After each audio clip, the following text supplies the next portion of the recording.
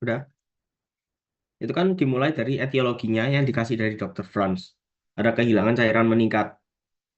Nah, kehilangan cairan meningkat ini diakibatkan sama latihan intensif.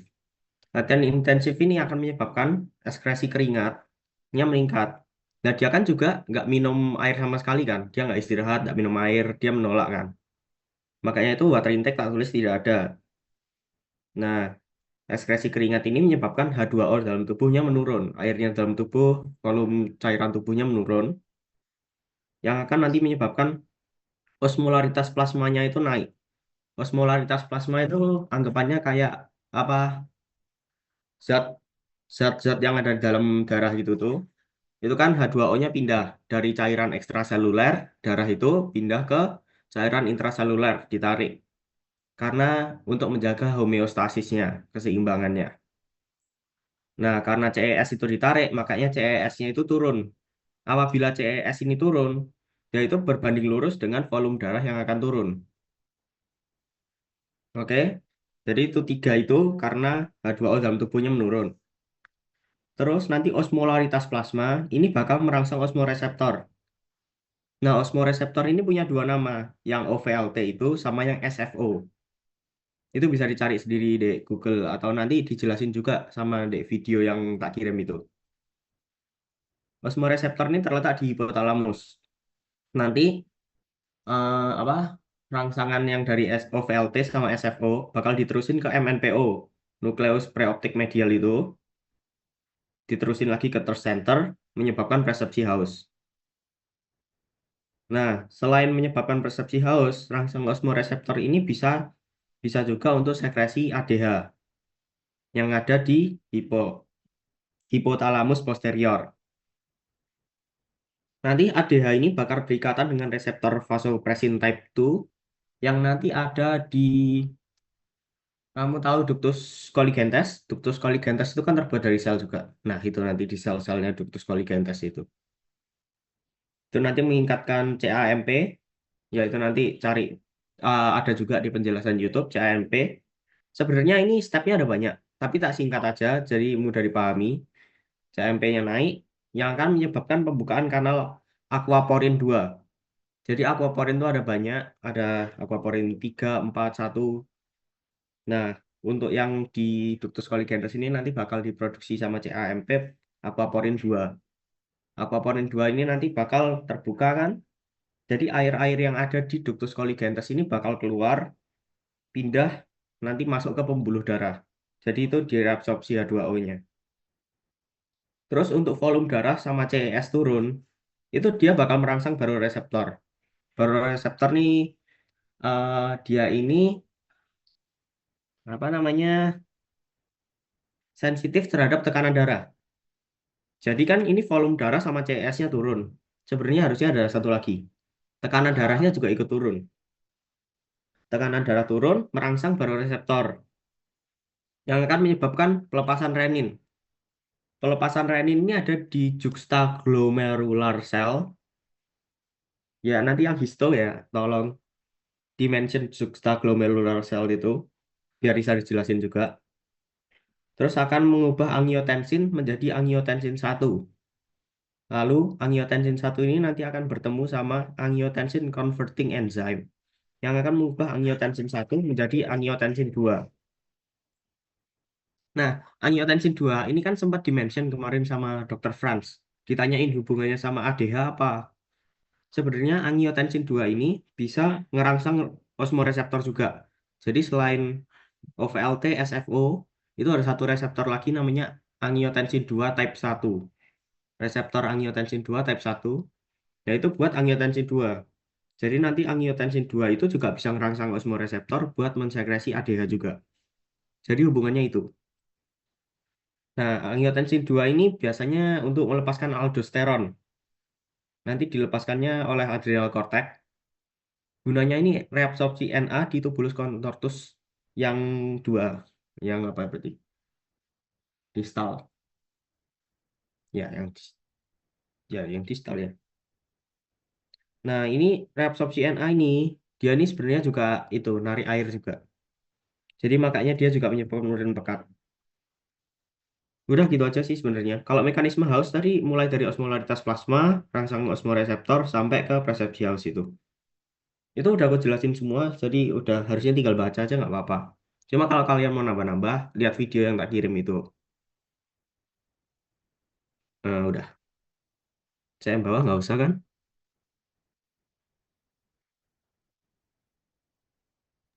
Iya, Nggak nggak usah. apa-apa, nggak usah. Gimana? Nggak apa-apa, nggak usah. Dikirim aja Oke. tapi. Ya, Oke, makasih. gini. Ada yang mau tanya kah tentang CM? Untuk KU sama FR nggak, nanti belum tak masukin, nanti tak masukin.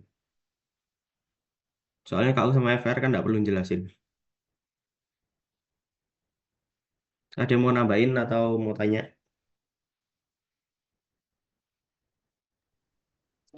Yang kata Dokter Francisca kemarin pusat haus di otak itu yang mana? Pusat haus di otak itu yang third center itu. Antri Itu center itu adanya berarti. kan di ini, nukleus preoptik medial ini. Jadi juga satu ruangan sama ini, nukleus preoptik medial juga. Oke. Untuk nanti yang reseptornya itu yang osmoreseptor. Untuk lebih tepatnya namanya yang OVLT sama SFO. Apa namanya lupa panjang. Nanti tak hafalin lagi. Tapi ada di YouTube juga itu. Cuma kalau yang di YouTube itu lebih nyangkut ke yang ADH. Kalau yang persepsi haus, kalau misal kalian tidak paham bisa tanya aku. Kalau nggak bisa buka di Google. Di ChatGPT itu ada ya. DeepSeek aku kemarin.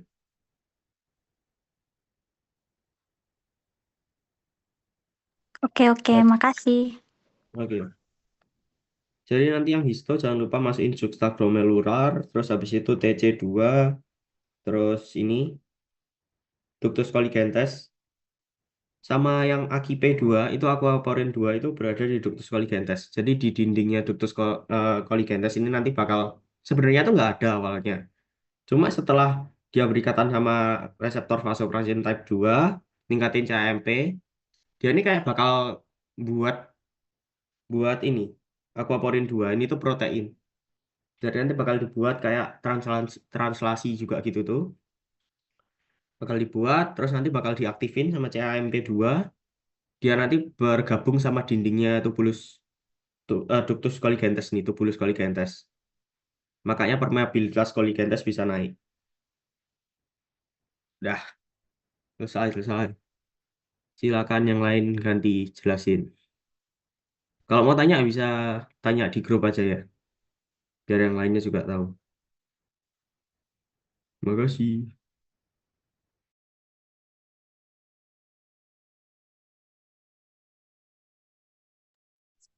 Ya guys, yang lain mau jelasin apa? Soal, Tuanat. Yang faal-faal kalau bisa jelasin aja. Jadi yang lain juga Ya, paham. ya yang Soal yang Faah. Semua pembentukan yang faal, semua yang urin faal. itu sebenarnya tinggal baca aja sih. Soalnya aku udah highlight semuanya. Tinggal ngasih tahu di mana. Itu kan udah aku highlight di apa di duktus atau di mana gitu loh. Aku yang nggak ngerti yang ini dong sekresi please. Bentar ya, lagi di jalan, bentar. Lima Oke. detik lagi. Iya iya iya.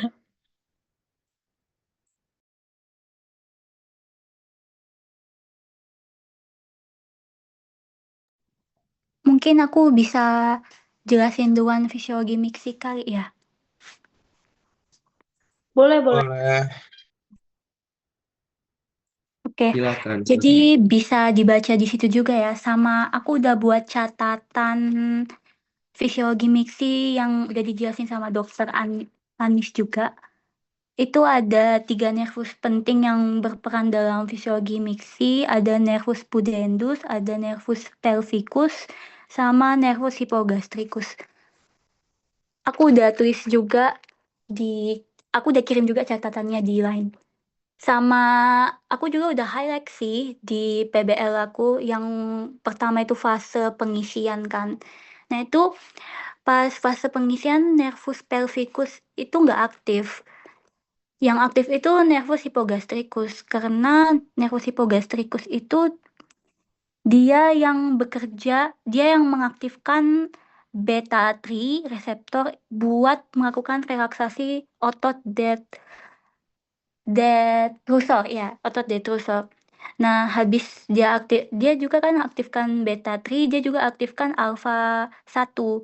Nah, kalau alfa 1 itu fungsinya buat apa? Dia itu berfungsi buat membuat kontraksi di internal uretra sphincter.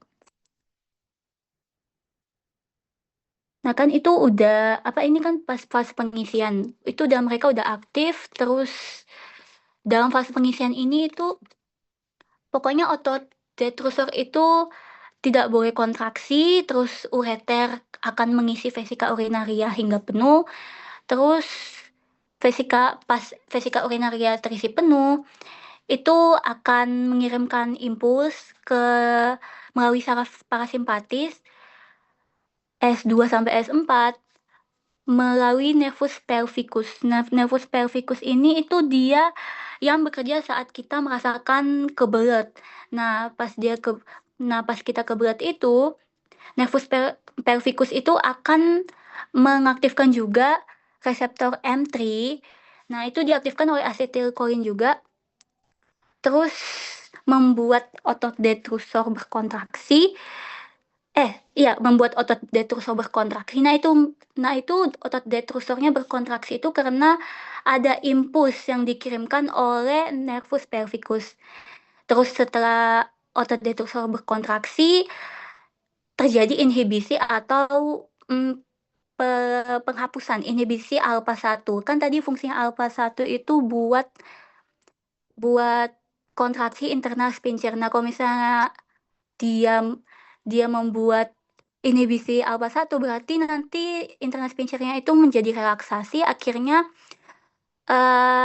terbuka ini internal ureter sphincternya. Nah, di sini itu setelah terbuka, setelah nanti otot detrusornya itu berkontraksi, terus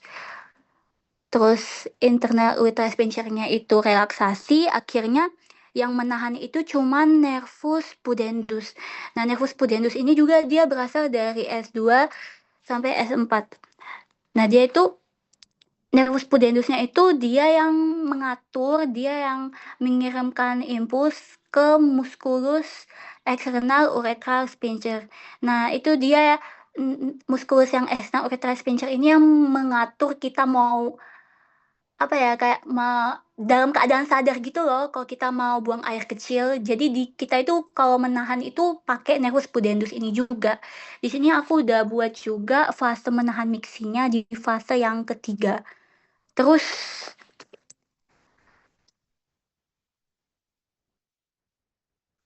terus kan itu kalau misalnya kita udah mau buang air kecil, terus kontraksi otot eksternal uretral sphincternya itu relaksasi, akhirnya urin kita udah keluar ya, gitu aja sih kayaknya ya. Ada yang mau ditanya? Mungkin bahasaku bertele-tele. Sebenarnya di kertas PBL-nya udah aku jelasin sih yang highlight-highlight. Udah bener sih kalau menurutku, udah lengkap. Cukup kok. Oke, makasih. Terus untuk yang T12, L1, L2 itu mungkin kita cuma sebutin aja langsung kali yang nggak perlu dirincikan.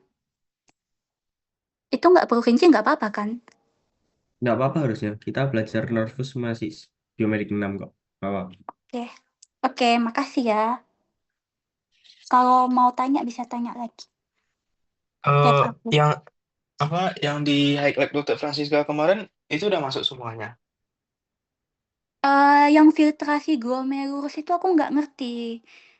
Soalnya Nggak, aku bingung juga filtrasi kenapa di situ glomerulus aja itu ya. masuk ke ini pembentukan urin.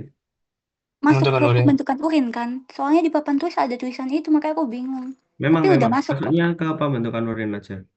Kalau Terus ini mix ini udah bener kok. Oke.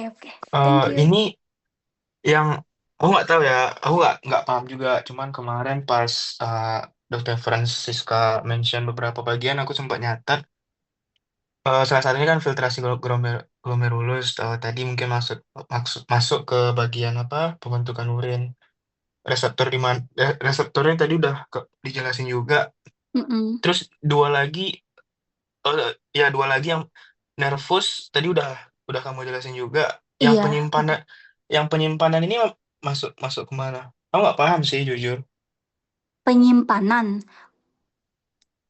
Mungkin Iya, maksudnya itu di kemana apa? Dokter Fransika ada ngomong gitu mekanisme mixi kan, terus Dokter Mm-mm. Fransika bilang penyimpanannya di mana? Penyimpanannya ya di vesika urinaria. Iya, vesika urinaria. Untuk kalau fase penyimpanan ya masih harusnya antara fase pengisian kalau nggak fase menahan. Masuknya lebih ke fase pengisian. Kalau penyimpanan, Mm. kalau fase Berarti lah, menahan itu masuknya yang ketiga itu.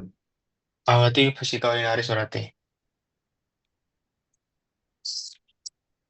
Iya, kalau penyimpanan sih harusnya vesika Penyimpanan urinaria aja. pengisian. Itu penyimpanan. anggapannya kayak fase normalnya lah. Fase normalnya kan berarti pengisian dulu, terus nanti kalau penuh baru pengosongan. Oke. Oh ya, sama Kalau ada fase tambahan juga ya, fase menahan mixi. Oke. ya menahan mixi itu emang harus disebutin tuh. Oke, jadi udah Oh ya ya, mixi ini. iya oke. Yang lain mungkin teman-teman yang lain mau Masih nambahin. ada yang mau nanya nggak? Oh, Nanya udah, apa? udah. Ya, Kalau ada yang mau tanya, mending ditanyain sekarang. ya, Kak, jadi nggak? Ini aku jelasin fisiosekresi juga ya? oke. Iya, iya. Oh iya, boleh, boleh. Oke, aku sambil share ya, biar aku sambil liatin. Boleh, Sebentar. boleh. Udah kelihatan belum? Udah. Oke, jadi bentar ya. Nah, di sini kan, jadi fisiologi sekresi ini kan kita agak, sorry, kita kan agak bingung kenapa ada sekresi, sedangkan pembentukan urin itu ada 3, filtrasi, sama absorpsi, sama augmentasi. Nah, jadi aku ngeliat di beberapa sumber itu sekresi itu sama kayak augmentasi, jadi kayak tahap terakhirnya. Nah, di mana di sini tuh fungsinya itu sama seperti yang aku tulis di sini, membuang sisa zat metabolisme kayak urea, asam urat, kreatinin, membuang asam basa organik seperti garam empedu, oksalat, katekolamin, membuang zat asing atau obat berbahaya bagi tubuh kayak xenobiotik dan lain sebagainya. Terus sekresi ion. Nah, sekresi ion di urin ini ada H+ dan juga K+ atau hidrogen dan kalium, yang bertujuan untuk menjaga keseimbangan elektrolit dan pH. Nah, di sini aku juga gambar glomerulus dan segala macam. Nah, jadi terjadinya tuh dua kali. Pertama itu ada yang sekresi aktif sekunder, sama yang satunya itu primer. Nah, kalau yang sekunder ini di TC1 dan segmen tebal ascendant dan awal TC2. Nah, ini nanti kalau kalian mau kalian kedapatan jelasin, kalian tinggal bilang aja di sini tuh ada 3 tempat. Pertama ada interstitial space, sel epitel tubulus sama lumen tubulus. Nanti kalian tinggal bilang aja di sel epitel tubulus itu ada CO2 dan H2O bereaksi menjadi H2CO3 atau menjadi asam karbonat. Nah, kalian itu aku udah tulis langkah-langkah reaksinya juga. Terus nanti kalau untuk Na+-nya keluar dari sel epitel tubulus sama K+-nya masuk, kalian tinggal bilang aja yang aku kasih kurung-kurung kurawal itu, tinggal bilang aja itu transportnya. Jadi kayak jelasinnya itu Na+ keluar dan K+ masuk ke sel epitel tubulus dengan bantuan transport Na+, K+, ATPase. Terus kalau yang satunya yang masuk dari lumen tubulus ke epitel tubulus itu Na+, terus keluar ke lumen tubulus itu H+, itu tuh pertukaran, yaitu Na+ sama H+ exchanger, jadi mereka nuker gitu. Nah, ini nih pakai prinsip counter transport, di mana energi yang dilepas dari masuknya suatu zat akan menyebabkan keluarnya zat yang lain, atau kayak pertukaran gitulah. Terus ini juga ada fungsinya, kalau fungsi H+, K+, bolak-balik itu untuk membantu menjaga pH darah. Nah, setelah tadi terdisosiasi menjadi H+ dan HCO3 min, H+ itu akan disekresikan ke lumen tubulus. Kemudian HCO3 min direabsorpsi ke dalam darah. Nah, terus yang kurung kurawal itu tujuannya yaitu membantu mengatur keseimbangan asam basa tubuh. Terus ini baru yang sekresi selanjutnya, yaitu sekresi aktif primer. Ini letaknya atau lokasinya ada di akhir TC2 dan juga ductus collectivus. Dan ada dua sel yang ada di sini. Pertama tuh sel principalis, di mana ini adalah tempat kerja utama hormon aldosteron. Makanya aku taruh di sini ada hormon aldosteronnya juga, karena dia ngebantu juga. Terus sel principalis ini terjadinya reabsorpsi Na dan juga sekresi kalium atau K+. Nah, ini bergantung pada aktivitasnya Na+ dan K+ ATPase. Nah, aldosteron itu juga merangsang transport tadi. Terus ada yang namanya sekresi kalium atau K+ tadi. Ini sama kok, ini cuman perubahan-perubahan jadi sama aja kayak yang kayak gini. Cuman beda tempat doang. Jadi kayak kalian tinggal jelasin aja tempatnya interstitial space, epitheltubulus. Nah, itu tinggal Na-nya kemana, K-nya kemana, transportnya pakai transport apa. Terus tujuannya mempertahankan konsentrasi K di intrasel atau homeostasis. Terus yang kedua itu sel intercalatus. Jadi ada dua selnya kan tadi. Nah, intercalatus ini untuk reabsorpsi K dan sekresi H. Jadi beda fungsinya sama yang principalis tadi. Ini sama reaksinya sama yang ini, cuman beda tempat aja. Nah, tapi sedangkan di sini ada Cl keluar dan juga H+-nya keluar dengan memakai transport H+, K+ ATPase. Nah, ini sekresinya barengan. Gitu doang. Ada yang mau ditanya? Aku mau tanya, aku mau tanya. Itu CL dari mana? Val, CL, CL. Cl. Aku Iya, lihat di aku lihat di apa jurnal sih gitu. Nanti aku chat lagi ya untuk beneran ada bukti konkretnya. mending kamu cari di YouTube channel yang menjelasin soal itu. Oke, oke. Soalnya kalau nanti misal ditanya kayak CL-nya dari mana itu tadi, kalau nggak tahu kan ya. Oke. Jadi sebenarnya kamu simpen aja. Nanti kalau misal ada channel YouTube atau web yang terpercaya ya webnya. Mm-mm. Itu kamu simpen aja. Kalau misal besok ditanyain, kamu juga udah bingung banget jelasinnya.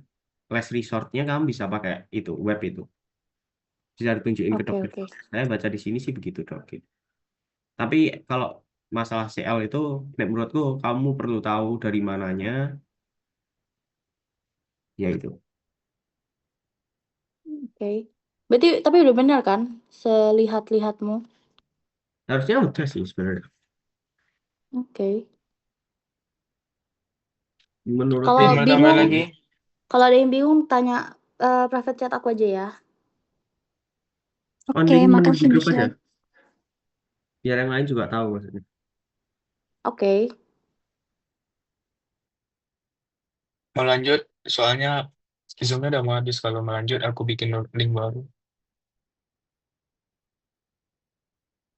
Kalau fisiologinya udah selesai semua, sebenarnya udah nggak apa-apa sih. Fisiologi yang Kak Fania bilang tadi, udah ada penjelasan di itunya, di kertasnya. Itu doang. Terus kata fisiologi ini, apa, urin pekat, kata misalkan nanti malam. Karena kan kemarin lupa dimasukin ke ini. Nggak apa-apa. Sebenarnya mekanisme urin pekat tuh kamu nggak harus nekanin juga. Di CM gua udah ada juga itu lihatan cara nih urin pekat. Oh, udah ada. Tapi tetap Sebenarnya aku mekanisme bikin yang atau gimana? kamu bikin aja, kamu bikin. Cuma Oh, oke, oke. kamu Ya, miripin kayak punya itu nggak apa-apa. kertasnya Soalnya aku mekanisme dibedain haus. aja. Sebenarnya mekanisme urin pekat sama mekanisme haus ini patofisiologi. Iya, eh. Jadi harusnya masuk CM juga. Tapi nggak apa-apa. Kamu pakai punyaanku juga nggak apa-apa. Iya, Pakai yang nanti kamu refleksor. kamu boleh nanti kirim dulu di grup nanti biar aku samain juga takutnya konsepnya kan Udah beda tak kirim kan. kok. Oh, udah. Oke, oke, oke. Nanti Nanti kalau kamu mau tak tanya-tanya, tanya aja samain. nggak apa-apa. Oke. Kalau mau tanya-tanya, tanya aja. Oke, oke. Sisa apa? Pembentukan urin udah, sekresi urin udah, miksi udah, urin pekat udah, mekanisme udah, CM udah. Oh ya, anatomi sama histo. Aku mau tanya, ini kan kemarin sempat dimention ya. Aku mau tanya, jadi letaknya ginjal itu di mana? Di apa? T11, kiri T11, kanan T12. T12 sampai Sampai L3. L3. Ureter Aku belum belum nyari sampai ureter. Sebenarnya aku isto sih, cuman apa bantu-bantu doang, bantu-bantu bisa biar dilihat. nggak ditanyain. Ini nanti saranku kamu cari ya, letaknya ginjal, ureter, kandung kemih. Ya, Tiga itu yang perlu bagi dicari. Terus ya, ginjal itu ada lapisannya yang melapisi ginjal. Terus ginjal itu lengketnya di mana, nempel di mana. Itu kemarin sempat dimention juga. Nanti itu ada letak ginjal dibungkus oleh sama melekat pada sama letak ya, ureter sendiri. ya. Lalu di kandung kemih. Kandung kemih itu ada lapisan-lapisan otot. Nah, itu juga perlu dicari apa? Lalu sistem syaraf yang ngaruh ke uretra. Bukan. Sphincternya yang ada di uretra, bukan sistem syarafnya. Sphincter yang ada di uretra.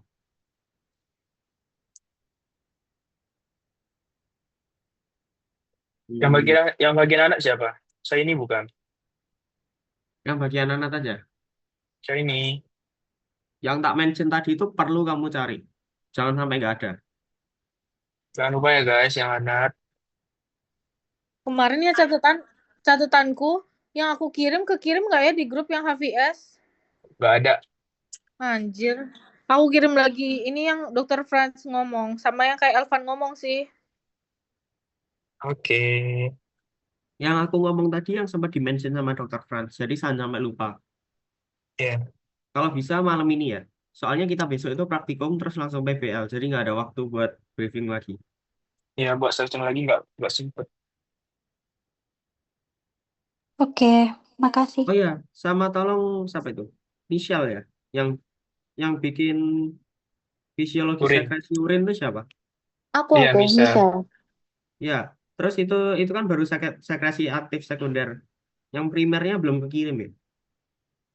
Ih, aku cari nggak ada sih. Soalnya semua itu mulai dari TC1 kan. Tapi aku Bukan tadi nemunya beneran tadi kan cuman kamu ada sekunder. yang sel itu, yang dua sel itu. Apa? Aku juga lupa namanya soalnya. Prinsipal sama ini. Ya, yang prinsipal itu belum Prinsipal, kekirim ya. fotonya. Masa? Ya. Udah aku taruh ini kok. Udah aku taruh apa? Oh, Apa album sih kah? notes? Album ya, album. Udah aku taruh Ah, semua oke oke kok. oke. Aku tadi Oke. nggak lihat album. Sorry Sama sorry. ini guys, aku cuma ngomong gini. Jadi kan besok itu kan kita kan bener-bener kayak di depan dokternya gitu kan. Nah, jadi aku minta tolong yang kayak di belakang, kayak duduknya kayak agak ketiga keempat, minta tolong kalau bisa udah siapin HP. Jadi kita bukan mengandalkan Google atau gimana, cuman kan pasti ada celah kesalahan kita kan. Ya, Jadi aku benar. minta kayak kalau temennya lagi jelasin di depan, minta tolong banget langsung udah di search. Jadi kayak kita nggak bakal diem nunggu temennya diem gitu. Jadi kayak saling ngebantu. Jadi kayak dokternya nggak bakal marah banget gitu loh. Jadi kayak saling nyaut-nyautan aja gitu. Kalau bisa kamu Tolong banget. kirim aja link-link yang ini, kayak YouTube kayak punyaanku tadi. Itu jadi kalau misalnya ada yang nggak bisa Oke, jelasin oke. nanti atau udah buntu banget, kamu tuh jadi video itu nggak apa-apa. Kemarin siapa Syasya juga gitu. Oke, oke. Berarti diterima kan ya kalau video YouTube Diterima asal apa webnya terpercaya kan. terpercaya? Ini Oke, Osmosis, oke. Ninja Nerd itu masih oke. Oke, tolong ya guys. Oke. Terus ya itu sih yang anat itu jangan lupa ya. Letak ginjal dibungkus oleh melekat pada letak ureter, lapisan kandung kemih, otot-ototnya wajah, terus sphincter-sphincternya, uretra. Terus untuk pertanyaan lainnya kayak mekanisme haus terletak di mana, pusat hausnya dirangsang oleh, semuanya udah tak jelasin di dalam sini. Yang dirangsang olehnya kan dirangsang oleh osmolitas